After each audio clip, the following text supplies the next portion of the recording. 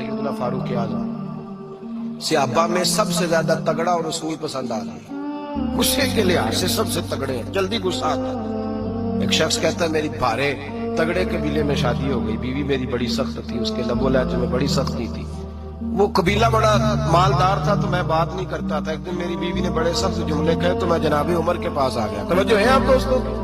कहते हजरत उमर के पास आया तो मैंने दरवाजे में दस्तक दी, बीवी की शिकायत करने आया कि जरा मेहरबानी करें।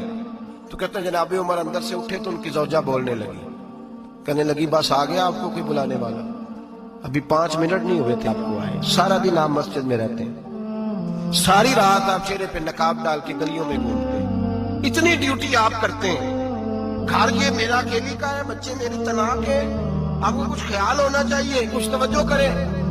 वो शख्स कहते हैं वो बीबी बोलती रही और जनाबे उमर हंसते रहे और उनकी मुस्कुराहट भी मैं सुन रहा था।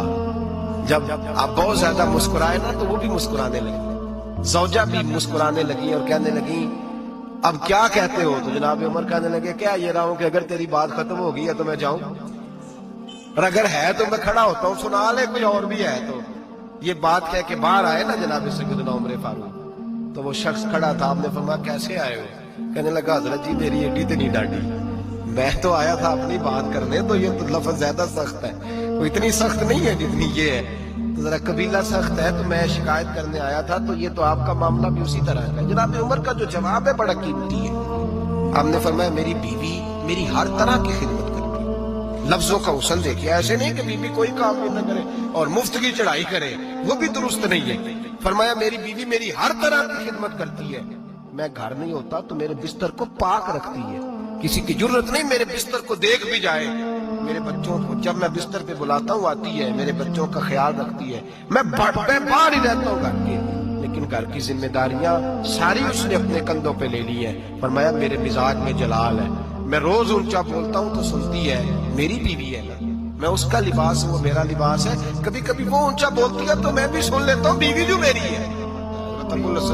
की बात मैं अक्सर सुनाया करता हूँ, बड़ी दूर से मुरीद मिलने आया था, बड़ी दूर से, दरवाजे पर दस्तक दी, वो कहता मैं सैकड़ों मील का सफर तय करके आया दरवाजा। और ये बात इतनी खूबसूरत है, मुझे इस वाक़े से इतनी दिलचस्पी है कि 2 साल पहले एक रमजान का एक दर्स था, तो एक साहब कहते हैं मैं आप वो बात बयान कर रहे थे तो मैं स्टाम लेने आया था कखड़ से बीवी को तलाक देने का, आप बात कर रहे थे तो मैंने ये बात सुनी तो बस मैंने समझा मेरी बात कर रहे, सारे मुझे कहते थे मान जा, मेरा सास ससुर भी मिन्नत करते थे, मैं नहीं मानता था, आपकी बात सुन के मैं राजी हो गया और मैं उसको ले आया। हज़रत अबू हसन कहते हैं बीवी जरा मिजाज की सख्त थी, किरदार की बड़ी उम्दा पर लफ्जों की तुर्श थी, तल्ख जुमले बोलती थी, तो मुरीद मिलने आया बड़ी दूर से, बस्ता दरवाजे पर दस्तक दी, कौन है? कहा मैं हजरत का अकीदतमंद हूं, मिलने आया हूं। तो उसने कहा कि वो किसी जंगल में अल्लाह अल्लाह कर रहा होगा, तू भी वेला ही है जिस तरह वो वेला है, फारग है बिल्कुल तू भी उसी की तरह का, कहीं जंगल में होगा वो हु करता, जा तू भी बैठ जा पास जाके, सारे फारग उसी के पास बैठे रहते हैं। हजरत अबुल, और ये कौन है? महमूद गजनवी के पीर है। महमूद गजनवी को कुर्ता दिया, कहा मुश्किल पड़ जाए तो मेरे कुर्ते के वसीले से दुआ करना, अल्लाह हल कर देगा। महमूद गजनवी कहता है सोमनाथ के मंदिर नहीं फतह होते थे, जब मैं थक गया हमले कर करके तो मैंने अपने पीर का कुर्ता सामने रख के दुआ मांगी, फतह हो गई। रात को हजरत अबुल हसन ख्वाब में मिले, फरमाया तूने कीमत नहीं डाली मेरे कुर्ते की, बस फतह मांगी। कहा हुजूर फिर? फरमाया मेरा कुर्ता रख के कहना था या अल्लाह सारे हिंदुओं को मुसलमान कर दे, अल्लाह ने मुसलमान कर देना था। इतना बड़ा शख्स, और घर में हाल क्या है, दस्तक दी तो बीबी कह दिया कौन है? कहा मिलने आया था, तू भी फारग है? उसने कहा जी मैं तो बड़ी दूर से आया हूँ।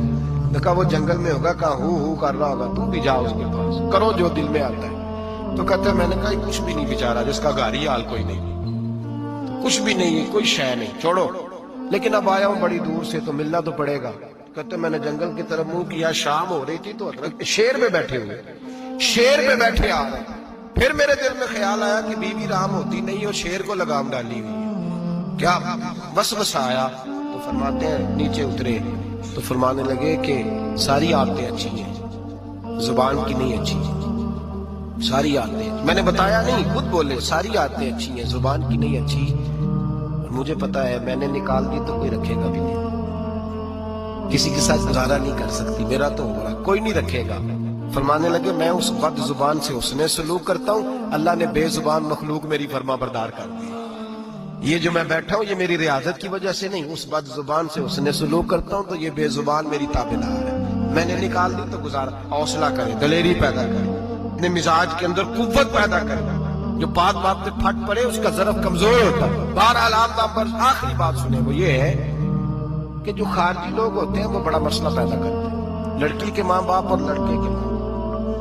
میں تو منت کرتا ہوں ماں باپ کی، منت کرتا ہوں خدا را ان کو بسنے دے، مہربانی کرے ان کو بسنے دے، ان کو وقت گزارنے دے.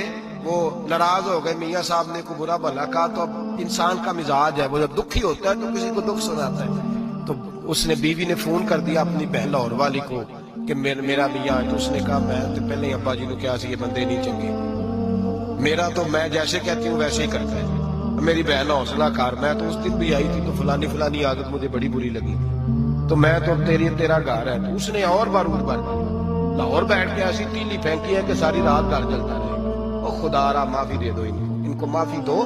تم نے تو دور رہ کے ان کو غلط گائیڈ کرنا ہے تو انہوں نے کٹھے رہنا ہے.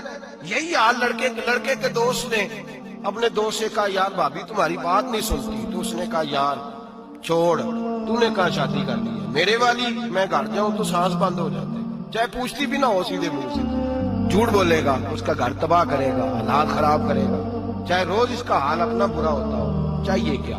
میرے نبی کریم علیہ السلام نے فرمایا دو لوگوں کی صلح کرانے کے لیے تجھے غلط بات کہنی پڑتی ہے تو کہہ دے، اللہ تجھے اس پہ بھی اجر عطا فرمائے گا. ان کو کہے کہ یار کوئی بات نہیں، انسان کے کبھی رویے کچھ ہوتے ہیں، کبھی کچھ ہوتے ہیں، کبھی اندر کوئی ٹینشن ہوگی تیرے ساتھ. ان کو اچھا گائیڈ کریں، اس لیے کہ ان دونوں نے اکٹھے رہنا ہے. تم نے تو فطور ڈال کے نکل جانا ہے. میرے نبی پاک علیہ السلام کی حدیث سنیں. حضور نے فرمایا لعنتی ہے وہ شخص جو مرد کو عورت کے خلاف اکساتا ہے اور عورت کو مرد کے خلاف اکساتا ہے. وہ لعنتی ہے. وہ کوئی بھی مائیں بھی اور باپ بھی اور بہنیں بھی سارے اس بات کا خیال کریں، غلط فکریں دماغوں میں نہ چھوڑے. آپ اپنا گھر پسائیں گے، سائڈ پہ ہو جائیں گے، یہاں تباہی اتر جائے گی. مہربانی کریں. گھر ٹوٹتا تب ہے جب باہر والے فساد برپا کرتے ہیں. میں ایک جملہ اکثر کہا کرتا ہوں، میاں بیوی کا اپنا جھگڑا نہیں ہوتا، جب بھی ہوتا ہے کسی تیسرے کی وجہ سے ہوتا ہے. اور جب گھر ٹوٹ جاتا ہے تو مصیبت اس کے لیے ہوتی ہے، خامند کے لیے یا بیوی کے لیے. اور یہ جو گھر ٹوٹتے ہیں تو سب سے زیادہ شکار وہ نونہال ہوتے ہیں جن کو باپ کی بھی ضرورت ہوتی ہے، ماں کی بھی ضرورت ہوتی ہے. وہ خامند بھی نئی بیوی لے آیا، ماں نے بھی نیا بیاہ رچا لیا، لیکن بچے ترستے ہیں، روتے ہیں کہ خدایا یہ کبھی کٹھے ہوتے. گھر ٹوٹ گیا، خاندان بکھر گئے، رشتے برباد ہو گئے. اور پھر اس کا نقصان کل کو اس بچی کی جب شادی ہوتی ہے تو اس کے بھی گھر والے پوچھتے ہیں ان کی طلاق کیوں ہوئی، کیوں ان کے ماں باپ آپس میں علیحدہ ہوئے. کہاں تک اس گھر کے ٹوٹنے کا اثر جاتا ہے، کہاں تک یہ تباہی اترتی ہے. میرے نبی کریم علیہ السلام نے گھر جوڑنے کا حکم دیا، فرمایا طلاق دینا جائز ہے پر اللہ کو پسند نہیں. خدا را اپنے تصورات کے اندر روشنی صحیح پیدا کریں، سوچوں کو درست کریں، حوصلوں کو بڑا کریں، شریعت کے بتائے ہوئے قاعدے اور ضابطے کے مطابق چلیں. اپنی زندگی اعلیٰ ضابطے کے ساتھ گزاریں گے تو آپ جوڑیں گے اور جوڑنے والے بنیں گے. اور اگر آپ کے اندر حوصلہ نہیں ہوگا تو روز بکھرے گا کام، روز ٹوٹے گا. ہمیشہ مدحت خیر الانام میں گزرے. دعا ہے یہ